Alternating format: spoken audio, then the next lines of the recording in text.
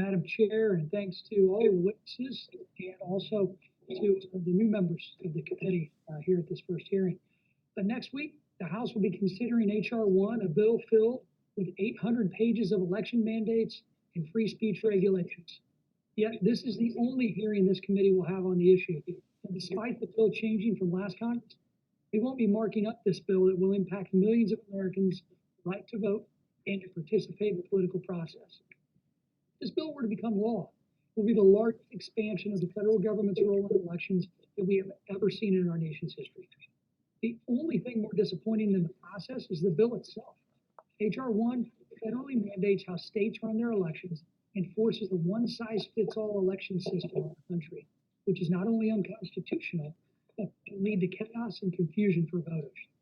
H.R. 1 mandates automatic voter registration, allows 16-year-olds to register to vote, mandates same-day voter registration, automatically gives felons the right to vote, forces states to count provisional ballots cast outside of the correct precinct, mandates vote by mail with prepaid postage, requires 2 weeks of early voting, extends election day, defeats state voter protections such as voter identification, prohibits witnesses, signature verification, requirements for mail or absentee ballots, mandates ballot drop boxes, legalizes ballot harvesting, removes states' ability to determine their own redistricting procedures, makes the FEC a partisan agency, weaponizes the IRS to allow them to go after conservatives, creates a speech czar at the FEC. The list goes on and on. We'll hear testimony from the only person who has experience administering elections on why these one-size-fits-all policies simply won't work for every state, and why these decisions should be left to states to determine what works best for their voters. So, in 2020, we saw chaos in our election.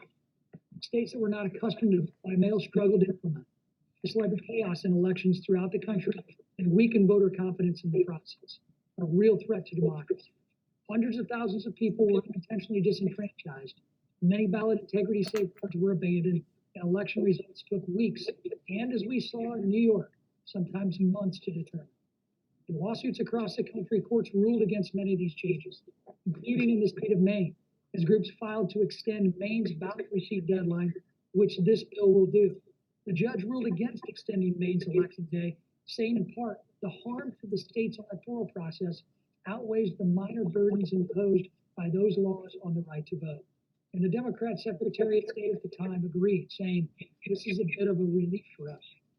H.R. 1 makes pandemic-style voting permanent.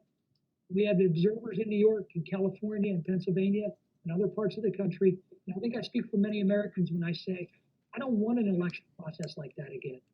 But if H.R. 1 were to become law, it's exactly what the American people would get. We'd get a process that the American people don't trust. Beyond providing more distrust in our election administration process, this bill gets the federal government involved, directly contributing to congressional campaigns. H.R. 1 would launder corporate dollars through the Treasury and use those dollars to publicly fund congressional campaigns, adding roughly $5 million to my colleagues' campaigns by providing a 6-to-1 funding match to small donations. I know when I'm speaking with my constituents, establishing a program that helps me get more funding for my campaign is not what they think the federal government should be working on. But that's the Democrats' top priority.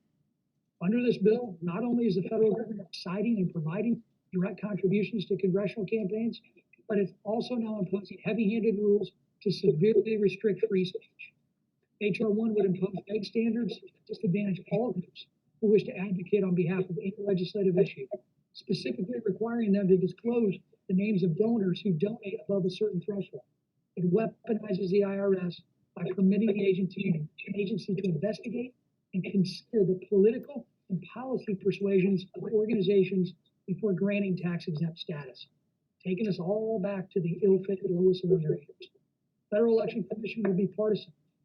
H.R. 1 altered the bipartisan makeup of the 6-member commission to a 5-member commission, establishes a speech czar, limiting free speech, and creating a partisan commission with partisan enforcement priorities. This nearly 800-page bill needs more than one hearing, and it deserves a markup.